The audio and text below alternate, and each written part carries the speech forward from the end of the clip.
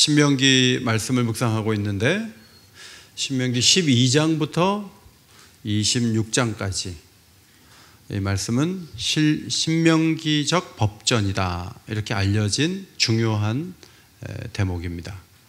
12장부터 26장까지 출애굽기와 레위기에 하나님의 율법이 있는데 그 율법을 모두 담아놓은 것이 신명기 12장부터 26장인데 두 가지 내용으로 이루어졌습니다. 하나는 여호와를 향한 예배를 어떻게 드릴 것인가, 또 하나는 이스라엘 백성들이 사회를 이룰 때 남다른 도덕성을 가지고 어떤 행동을 할 것인가, 이 두 가지가 이곳에 포함되어 있습니다.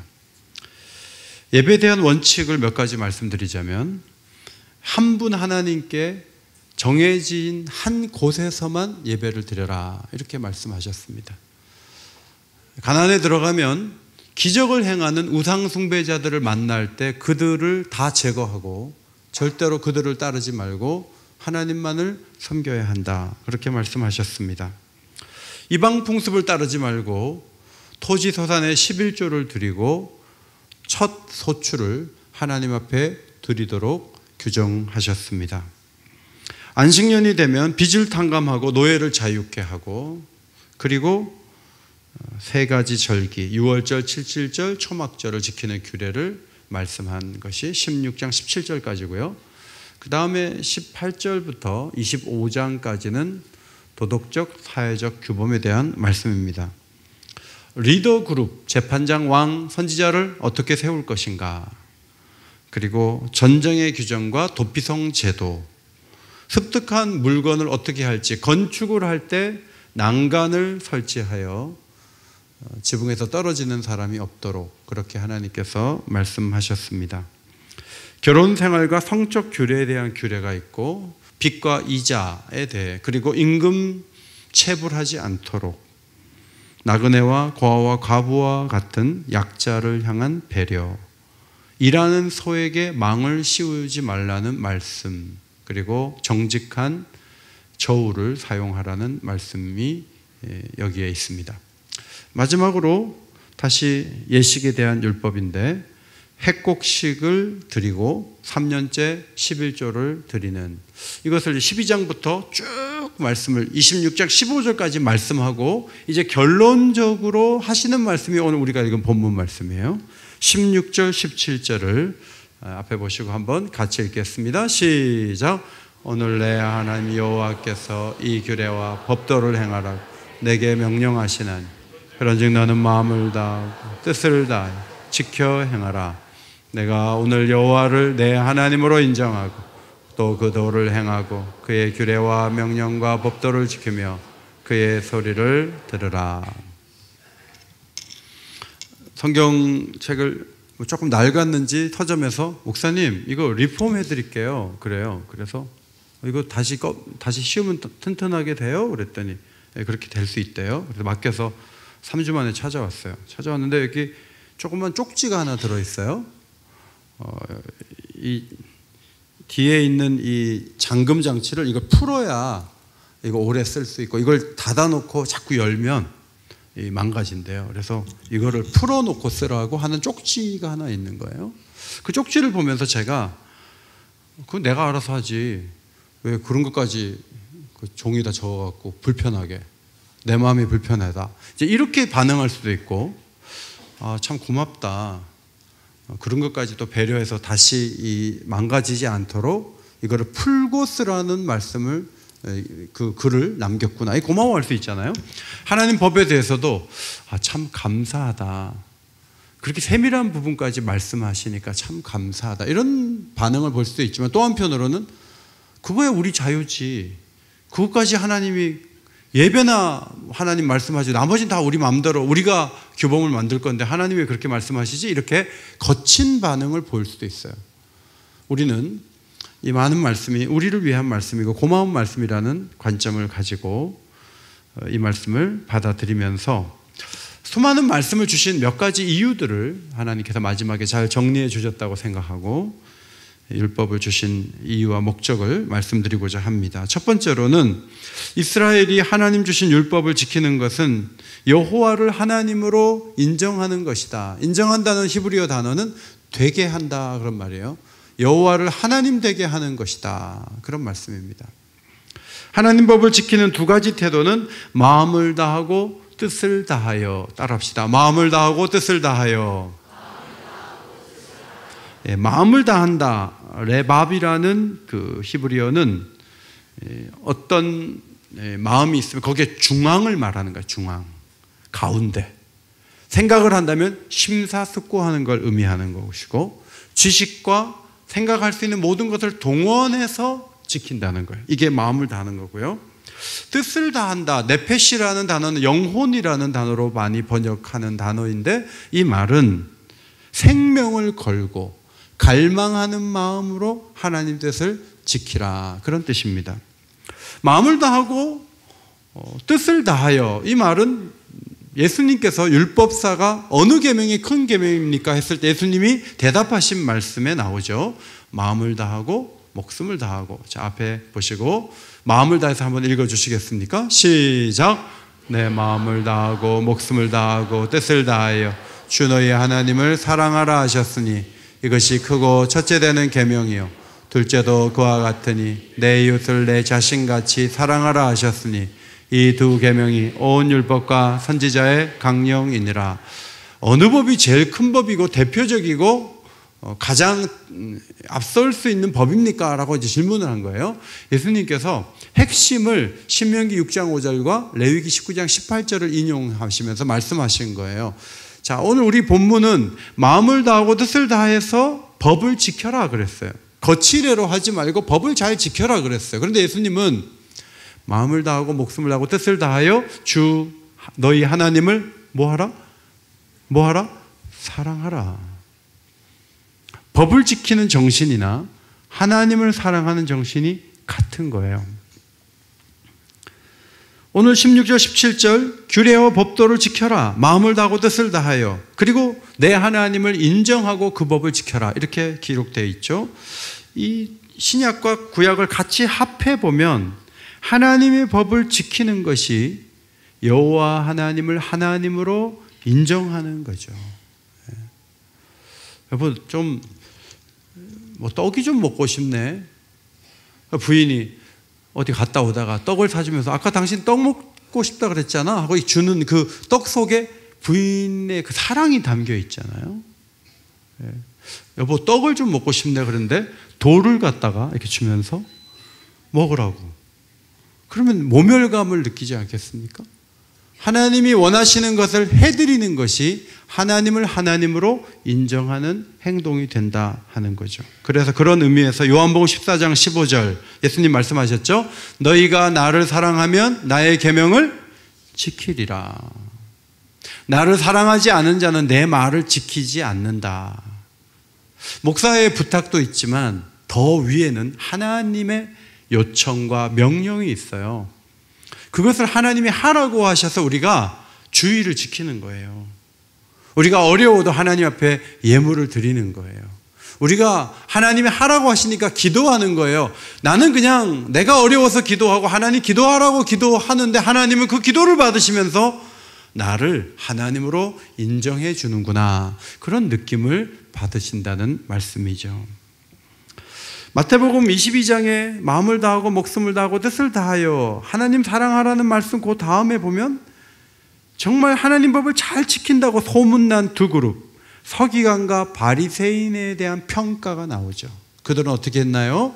그들은 말만 하고 행하지 아니하며 또 무거운 짐을 묶어 사람의 어깨에 지우되 자기는 한 손가락으로도 움직이려 하지 아니하며 그들의 모든 행위를 사람에게 보이고자 하나니 그랬어요. 어느 교회에서 추수감사원금을 금액 순으로 이렇게 보고하듯이 이렇게 교인들에게 주보에다가 넣어줬대요. 제일 많이 낸 분 제일 앞에, 1,000원 내신 분은 제일 끝에. 그랬더니 우리 교회보다 조금 작은 교회인데 추수감사원금이 그렇게 많이 나왔대요. 그래서 목사님들은 많이 드려지는 게 관심이 있으니까 야, 그거 괜찮겠다 하는 생각을 할 수 있지만 만약에 그 앞에 이름을 올리려고 많이 하게 될 경우에는 사람에게 보이려고 하는 거잖아요. 그 교회가 제일 앞부분에 헌금을 드렸다고 매해 올라갔던 어떤 중직자가 재정사고를 내가지고 큰 어려움을 당했다는 얘기를 들었어요. 여러분, 교회는 사람 눈앞에 잘 보이려고 하는 게 교회가 아니에요. 우리의 모든 하나님 섬김이 하나님 목전에서 경건하게 이루어지기를 주의 이름으로 소원합니다. 그것이 하나님이 원하시는 모습이에요. 이스라엘은 왜 하나님을 사랑해야 되죠? 애굽에서 구원해 주셨으니까. 우리는 왜 하나님 사랑해야 되죠?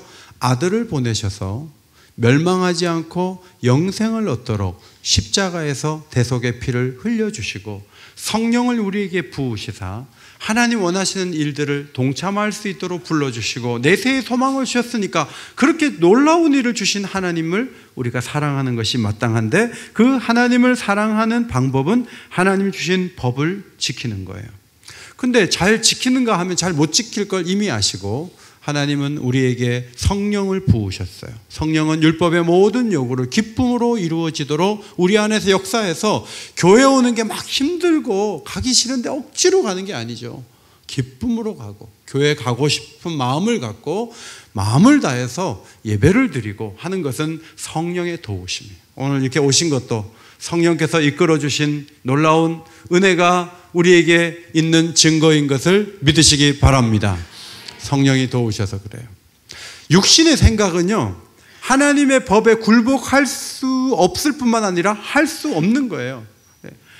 하나님 법에 굴복하지 않을 뿐만 아니라 하려고 해도 할 수가 없어요. 육신의 생각대로 살면 하나님의 원수가 되는 방향으로 갈 수밖에 없는 것이죠. 여러분, 하나님을 사랑하시기를 바랍니다. 하나님을 사랑함으로 하나님이 하라고 하신 일에 더욱 힘을 기울이는 주의 백성들이 되시기를 바랍니다. 하나님 그걸 원하셔요. 제가 노예 활동을 하면서 노회장님을 2번 섬겼는데 가까이에서 회의도 참 많이 했어요. 그런데 한 분 노회장님이 교회에 참 어려운 일들이 계속 있고 해서 기도를 굉장히 많이 하시는데 이제 곧 은퇴하신대. 연세가 아직 높지 않으신데, 그래서 제가 전화를 한번 드렸어요. 사모님이 받으셨어요. 목사님 은퇴한 얘기 좀 말씀 나누다가 목사님 기도를 많이 하신다는 얘기를 들었는데, 목사님이 정말 하루에 몇 시간을 기도하는지 모르겠어요. 기도하고 또 기도하고 많은 경우에 교회 와서 주무세요. 이불 갖다 놓고 주무세요. 그러니까 영성이 좋아가지고 막 파워풀한 메시지가 계속 나오기가 저는 너무 아까운 거예요. 목사님이 좀 더 하셔도 되는데 왜 그러시지? 그러는데 사모님이 우리 목사님은 정말 기도 많이 하세요. 그런데 저한테 이렇게 얘기해요. 내가 하나님 앞에 더 기도해야 되는데 기도가 부족하다고. 기도를 누가 봐도 충분히 하고 계시거든요. 그런데 더 기도하지 못해서 하나님 앞에 송구하대요. 저는 이것이 경건이라고 보고 하나님 사랑하는 마음이라고 봐요. 기도 시간을 몇 시간을 채우면 충분히 한 건가요? 성경에 없어요. 우리가 하는 만큼 하죠. 그런데 그게 괜찮다, 충분하다고 생각하면서 우리는 무너지는 거예요. 하나님을 사랑하기 때문에. 사랑이, 여러분, 여보 내가 당신 더 잘해주고 싶은데, 더 잘해주고 싶은데, 부인이 그런 마음 갖는 거 하고 남편 보고 나 만나서 행복한 줄 알아? 나 아니었으면 굶어 죽었어. 그러면서 막 야단치는 거 하고 다른 거 아니에요? 하나님을 향해서도 성가대도 하고 이 정도면 충분한지 아세요? 이럴 수도 있지만 제가 섬기는 것이 늘 부족합니다. 더 해드리고 싶어요.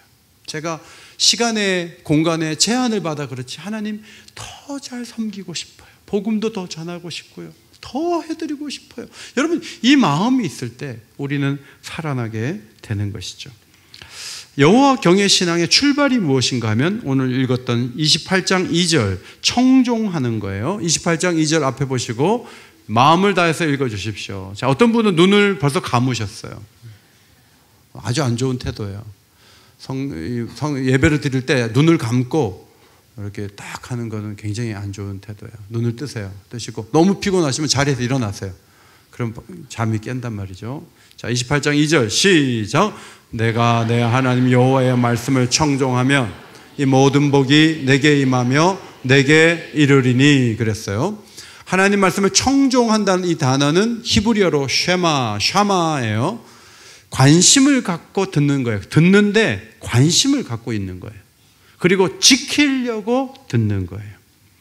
여기서부터 시작을 하는 거예요. 이 청종한다는 이 말씀만 있으면 이미 순종이 거기 포함되어 있을 정도의 들음이에요.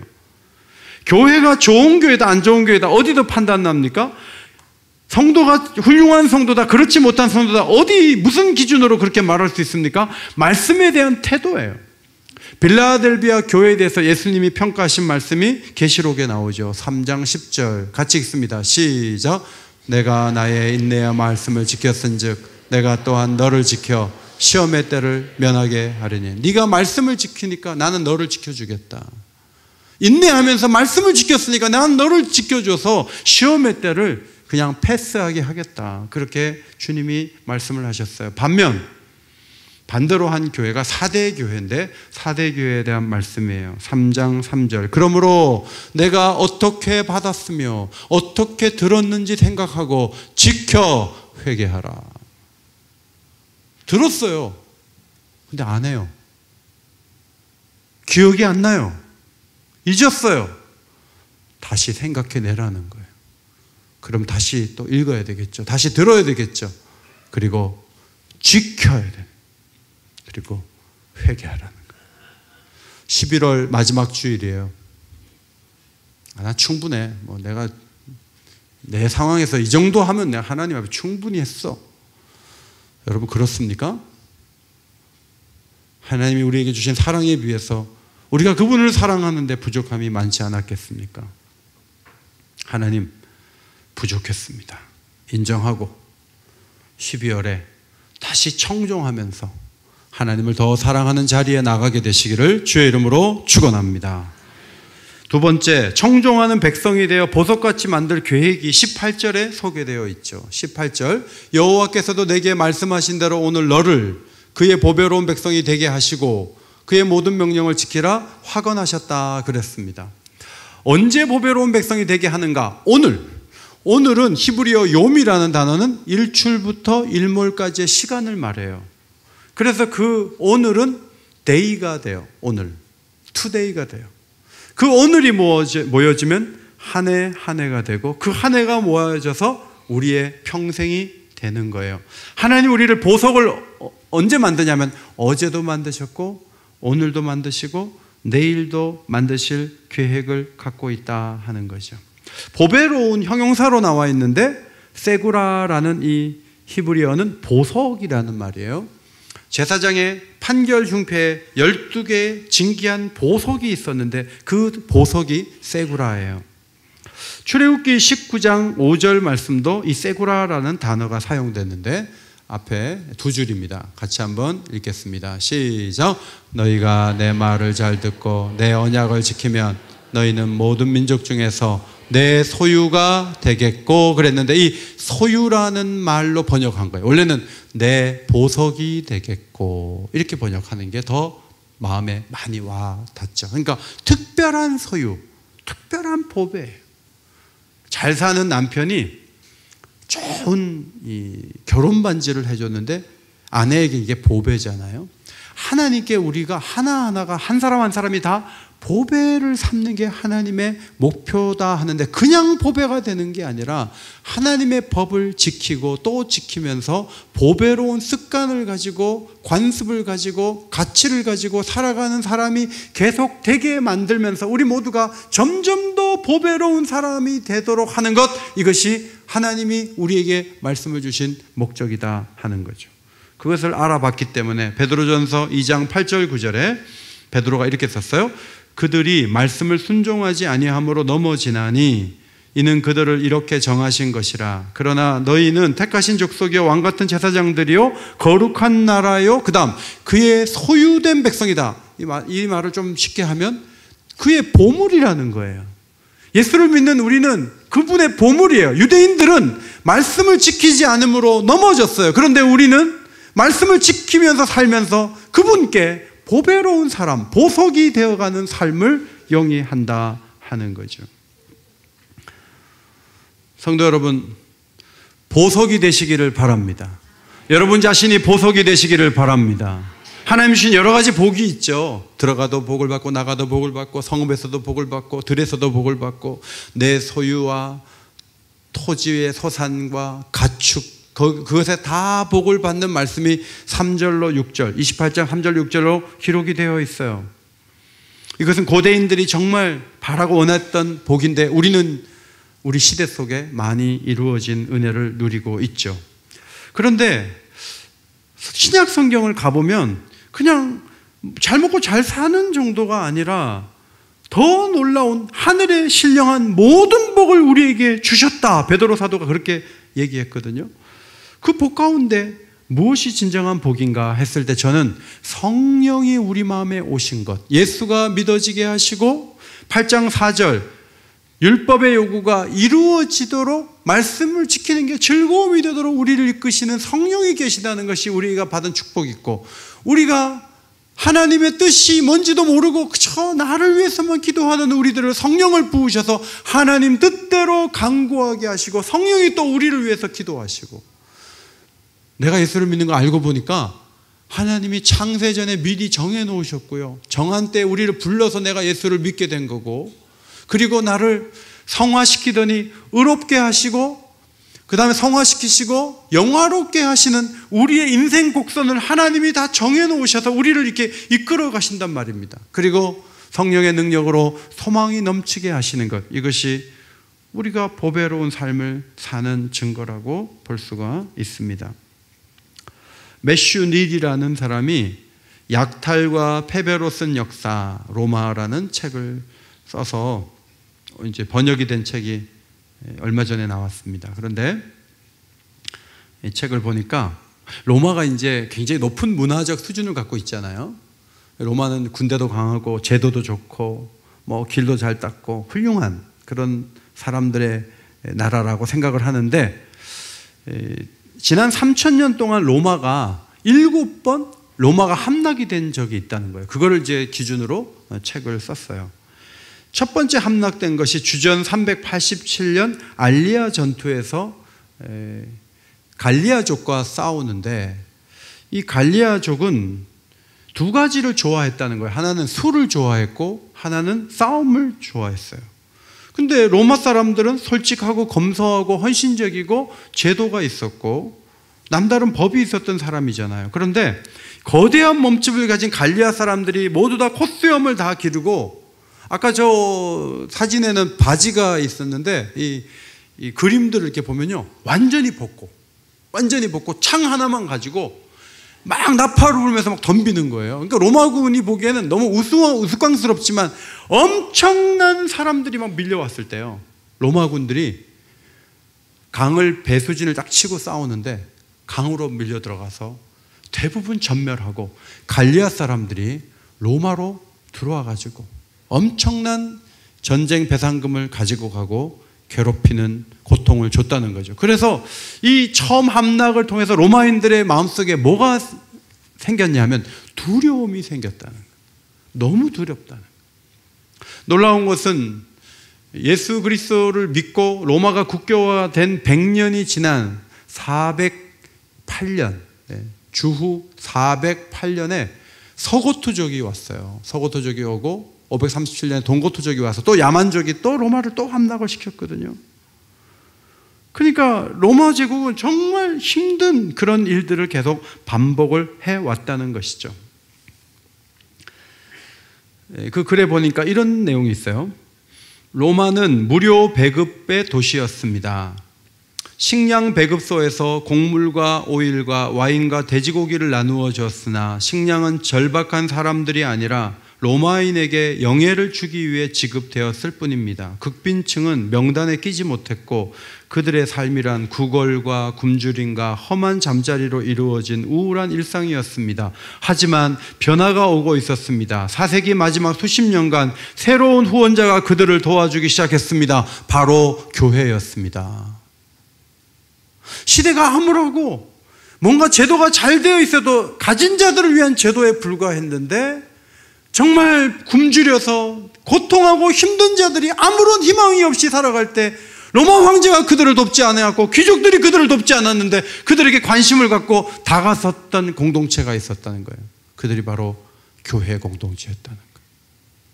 교회는 그런 부분에서 보석이라는 거예요.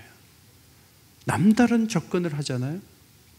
그리고 이 두려움 때문에 로마인들은 갈리아족이 물러난 다음에 사람을 산채로 매장을 해서 죽이면서 의식을 치러요. 그리고 자신들이 안전하기를 어느 신에게 구했어요.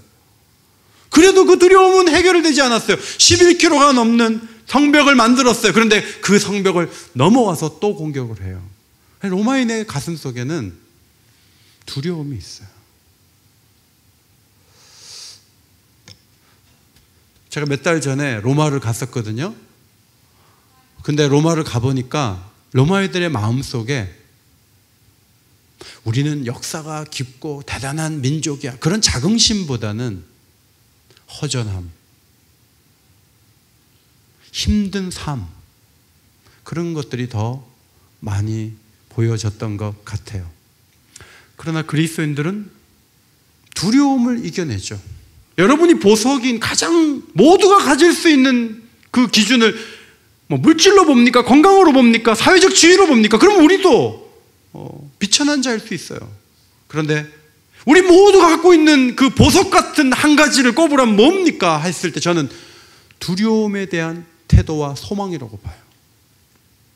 우리 모두가 어려울 수 있어요. 그러나 우리는 맞설 수 있는 힘이 있어요. 왜냐하면 부활이 있으니까.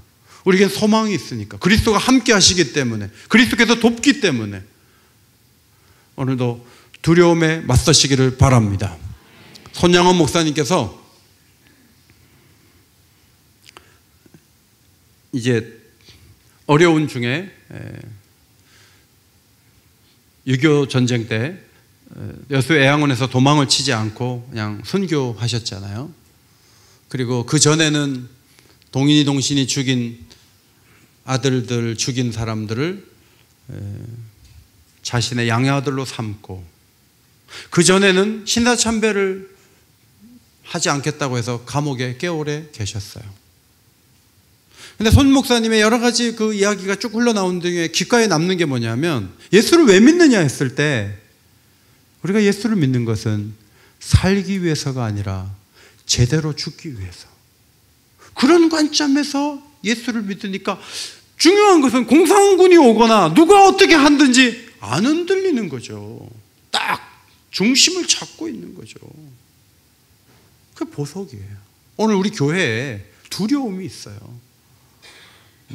작은 일을 해도 예산이 있겠느냐, 개척교회 가면 그러면 그 사람 없이면 교회가 돌아가겠느냐, 별 두려움들이 다 있어요. 근데 그 두려움에 맞서야 돼요. 두려움을 이겨내야 돼요. 약함을 이겨내면서 강하게 되면서 보석이 되는 주님의 교회가 되기를 주의 이름으로 축원합니다. 그것이 하나님 우리에게 원하시는 것이죠. 손양원 목사님의 그 태도를 가르쳐 주신 분이 예수님이시잖아요. 예수님이 하신 말씀이 이것이죠. 요한복음 12장 24절, 내가 진실로 진실로 너희에게 이르노니 한 알의 밀이 땅에 떨어져 죽지 아니하면 한 알 그대로 있고 죽으면 많은 열매를 맺느니라. 어떻게 대한민국에 이렇게 많은 교회들이 세워질 수 있었는가 했을 때, 우리가 전도했고 시대적으로 전도가 잘 되는 시대였기 때문에 교회가 잘 됐다, 이렇게 말하는 분들은 믿음이 없는 분들이에요. 이 땅에는 복음을 위해서 피 흘린 사람들이 많아요. 교회를 위해서 인생을 바친 사람들이 많아요. 그래서 교회에 열매를 주셨고, 미래의 교회에 열매가 없을 것 같습니까? 그럼 지금 죽는 사람이 별로 없다는 뜻이에요. 하나님 앞에 헌신하고 예수 그리스도의 그 보배로운 정신을 따라 걸어가다가 보배로운 사람으로 역사에 남으시기를 주님의 이름으로 축원합니다. 마지막 세 번째, 모든 민족 위에 뛰어나게 하사 영광을 받으실 계획이 하나님께 있었다는 것이죠. 자, 성경을 보시고 19절 말씀을 크게 읽겠습니다. 시작. 그런즉 여호와께서 너를 그 지으신 모든 민족 위에 뛰어나게 하사 찬송과 명예와 영광을 삼으시고 그가 말씀하신 대로 너를 내 하나님 여호와의 성민이 되게 하시리라 그랬어요. 12월 13일 날 중국 내지에 소수민족을 위해서 일하셨던 선교사님이 오셔서 말씀을 전하세요. 선교사님은 자녀가 4명이에요. 4명인데 참 중국에 학교도 못 보내고 있었는데 어떻게 했는지 서울대학교를 들어갔어요. 그리고 미국의 버클리에 가가지고 지금 이제 논문을 쓰고 있다는 거예요. 아니, 우리는 과외를 시키면서 그렇게 해서 서울에 있는 대학을 보내려고 그렇게 애를 쓰는데 중국 오지에서 학교도 못 다녀본 애가 어떻게 서울대를 가가지고 버클리 가서 박사학위를 받을 수 있냐 하는 거예요. 물론 버클리 간 사람들은 다 잘 되는 사람들이고 안 그런 사람은 다 못된 사람이냐? 그렇지는 않아요. 교회 안에는 설명할 수 없는 하나님의 탁월함의 선물을 받은 사람들이 있어요. 성경을 봐도 요셉 같은 인물이나 다니엘 같은 인물들은 어떻게 그 시대의 그 어려운 삶의 곡선 속에서 어떻게 그렇게 하나님이 높이셨냐 하는 거예요. 하나님이 특별히 쓰신 거죠. 바로는 요셉의 그 해몽하는 얘기를 듣고 신하들에게 이렇게 말했죠. 이와 같이 하나님의 영에 감동된 사람을 우리가 어찌 찾을 수 있으리요. 여러분이 말씀대로 살면요, 여러분 직장의 상사가 여러분 안 놓치려고 합니다. 붙잡습니다. 왜? 하나님의 영에 감동된 사람이 우리 회사에 있는데 우리 회사가 잘 되잖아요. 그러니까 우리를 붙잡는 사람이 될 수 있다는 거예요. 그리고 요셉에게 바로가 이렇게 말했어요. 하나님이 이 모든 것을 내게 보이셨으니 너와 같이 명철하고 지혜 있는 자가 없도다.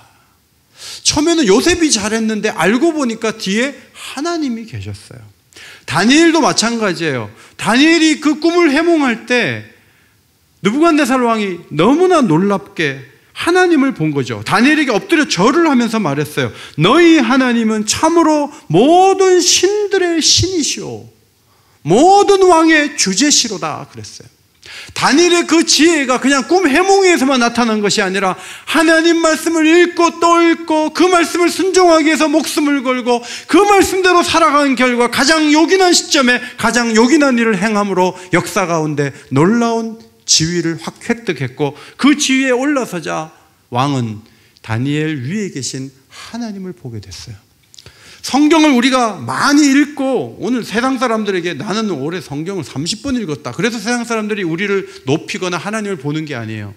이 말씀을 읽고 기억하며 이 말씀대로 걸어가는 과정에 때로는 목숨을 걸어야 돼요. 이 말씀 지키려고. 그런데 목숨을 거는데 거기에 하나님의 역사가 나타나는 거예요.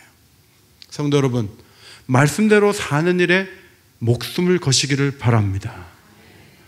목회를 잘하시는 목사님들이 그 강의할 때 들어보면 다른 게 없더라고요. 그냥 목숨을 걸면 잘 된대요. 목사들이 목숨을 안 걸어서 그렇대요. 목사님들 뿐만 아니라 모든 성도들이 목숨을 걸고 하나님 말씀을 지키면 얼마나 강력하겠는가 하는 거예요. 그러면 우리가 일단 높아지죠. 높아지다 보면 우리가 영광을 받으시는 것이 아니고 그 위에 계신 하나님께서 찬송과 명예와 영광을 얻으실 계획이 있다고 오늘 성경에 말씀하고 있는 거예요. 이것을 사도 바울은 로마서의 결론으로 적었어요. 로마서 16장 26절 27절 마지막 결론의 말씀이에요. 읽겠습니다. 시작. 이제는 나타내신 바 되었으며 영원하신 하나님의 명을 따라 선지자들의 글로 말미암아 모든 민족이 믿어 순종하게 하시려고 알게 하신 바 그 신비의 계시를 따라 된 것이니 이 복음으로 너희를 등이 견고하게 하실 지혜로우신 하나님께 예수 그리스도로 말미암아 영광이 세세무궁하도록 있을지어다. 아멘. 이것이 로마서의 결론이에요. 하나님 말씀, 이 신비로운 선지자의 글, 이 계시의 말씀을 왜 주셨는지 아세요? 이 말씀대로 사는 우리를 세워서 모든 민족이 야, 말씀대로 사는 거 보니까 우리도 하나님 믿어야 되겠다, 하나님과 연결되겠다 하고 사람들이 마음을 열어 예수 믿어서 하나님께 영광을 올리도록 하기 위해서 그렇게 한다는 거예요. 우리 옥인교회가 아프리카에 강당을 하나 지어준 적이 있어요. 준공식에 갔는데 거기 행정장관이 오셨어요. 그분이 이렇게 얘기했어요. 우리도 예수를 믿을 때 옥인교회 같이 예수를 믿으면 좋겠습니다. 선하고 아름다운 일을 할 때 우리를 보지 않고 하나님을 볼 수 있는 그런 일들을 많이 행해야 되는데 그 출발은 말씀을 청종하는 거예요. 세 가지를 말씀드렸어요. 첫째, 하나님 말씀을 지킴으로 하나님을 인정하시기를 바랍니다. 하나님 말씀대로 살아감으로 하나님의 의도하신 대로 여러분 모두가 보석이 되시기를 바랍니다. 말씀을 순종함으로 더 많은 사람들이 주께 돌아와 아버지께 찬송과 명예와 영광을 올려드리는 하나님의 계획을 이루어가는 신실한 믿음의 사람들이 되시기를 주님의 이름으로 축원합니다.